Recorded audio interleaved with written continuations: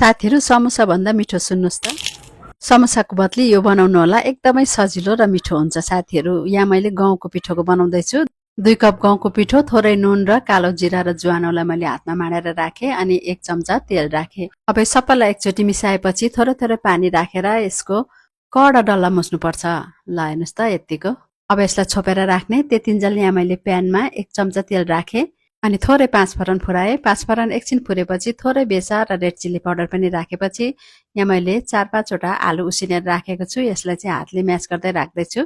अब म्यासरले यसरी मज्जाले यसलाई म्यास गर्नुपर्छ अनि थोरै नुन र थोरै चाट मसला राखे। यहाँ मैले थोरै बदामलाई पनि भुटेको छु। यसको बोक्रा उक्काएर यसलाई मैले हल्का पिसेर सानो टुक्रा बनाएर राखे। अब सबैलाई राम्ररी चलाइदिने। यो चाहिँ अब रेडी भयो समोसाको भित्र भर्नको लागि। ल यो अब सेलाउँदै गर्छ। यो डल्लालाई हामीले बेल्नु पर्ने हुन्छ। यसलाई एकछिन माडेर 2 वटा मात्रै मैले डल्ला बनाए। एउटा डल्लाको सक्दो पातलो गरेर ठूलो गरेर बेल्नु पर्छ। सजिलो र छिटोको लागि मैले यस्तो गर्दैछु साथीहरु। सानो सानो डल्ला बनाएर बेल्दा पनि हुन्छ साथीहरु। यहाँ मैले चाहिँ छिटोको लागि गर्दैछु। एउटालाई ठूलो बेलेर राखे। अब अर्को डल्लालाई पनि त्यसरी नै बेले। हेर्नुस् त एउटै साइजमा लगभग बेल्नु पर्छ। अब यो रोटीमाथि चाहिँ यो आलुलाई सबैतिर मज्जाले लाग्ने गरी फैलाउनु पर्छ। यो रोटी भरि फैलाउनु पर्छ। यसरी मैले काँटाले फैलाउँदै छु। हेर्नुस् त। त्यसपछि यो अर्को रोटीले यसलाई मिलाएर छोप्ने अनि हल्का हातले यसलाई बेल्दिनु पर्छ अझै। अब सबैतिरको किनारालाई छुरीले मिलाएर यसरी काट्ने। अब सक्दो स्क्वायर शेपमा बनिने गरेर यसलाई पिस पिस गर्ने। पहिला ठाडो बराबरी साइजमा यसरी काट्ने।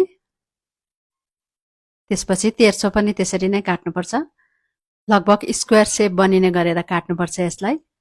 ल मैले सबै यसरी काटे। अब एउटा एउटा पिसलाई लिएर एक साइड यसरी फोल्ड गर्ने अनि अर्को साइड पनि त्यसरी नै फोल्ड गरेर यसलाई जोडाइदिनु पर्छ। ल यो चाहिँ अब रेडी भयो एउटा। त्यसरी नै अरूलाई पनि बनाउनु पर्छ यसरी। सजिलो छ साथीहरु। यसलाई बनाउनु चाहिँ एकदमै सजिलो छ। समोसा बनाउनु झन्झटिलो लाग्छ भने यो तरिकाले बनाउनु होला। एकदमै क्रिस्पी पनि बनिन्छ, एकदमै मिठो पनि बनिन्छ। यसलाई हामीले एयर फ्रायरमा फ्राई गर्दा पनि हुन्छ अथवा यसरी तेलमा तल्दा पनि हुन्छ।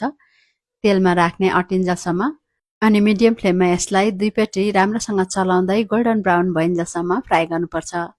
यसलाई फ्राई गर्न गाह्रो छैन। एकअर्कामा टाँसिदैन पनि, एकदमै मजाले फ्राई हुन्छ। हेर्नुस् त यतिको फ्राई भएपछि यसलाई निकाल्ने अनि सेकेन्ड ब्याच पनि मैले त्यसरी नै राखेर फ्राई गरेर निकाले। ल हेर्नुस् त। ल यो सबै मैले फ्राई गरेर रेडी गरिसके। हेर्नुस् त एकदमै मिठो अनि एकदमै क्रिस्पी युनिक समोसा यसरी बनाएर खानु होला साथीहरु। रेसिपी मन परे लाइक, कमेन्ट अनि शेयर गरिदिनु होला। नयाँ साथीहरुले अझै अर्को राम्रो रेसिपीको लागि फलो गर्न नबिर्सिनु होला। Thank you.